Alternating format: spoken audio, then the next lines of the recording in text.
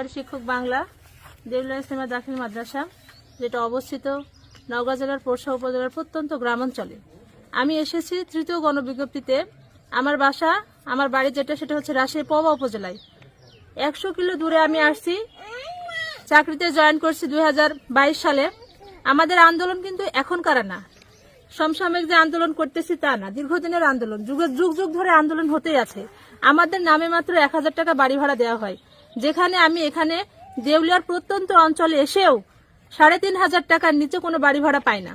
সেখানে প্রহসনমূলক আচরণ শিক্ষা উপদেষ্টা আমাদের সাথে করেছেন এবং আমাদের 5% বাড়ি ভাড়ার প্রজ্ঞাপন গতকালকে দিয়েছেন, যেটা আমরা দেখেছি। এই প্রহসনমূলক আচরণ শিক্ষা উপদেষ্টাকে বন্ধ করতে হবে এবং আমাদের ন্যায্য দাবি মানতে হবে। এটা আমাদের অধিকার, এটা আমাদের অধিকার, এই অধিকার তাকে মেনে নিতে হবে। তাই বলবো, শিক্ষা উপদেষ্টাকে বলবো, অবিলম্বে আমাদের ন্যায্য অধিকার, আমাদের দাবি, আমাদের এই দাবি মেনে নেন এবং আমাদের ক্লাসরুমে যেতে আপনি আমাদের ক্লাসরুমে যাওয়ার একটা ব্যবস্থা করে দেন। আমরা এখানে থাকতে চাই না, আমরা আন্দোলনে থাকতে চাই না।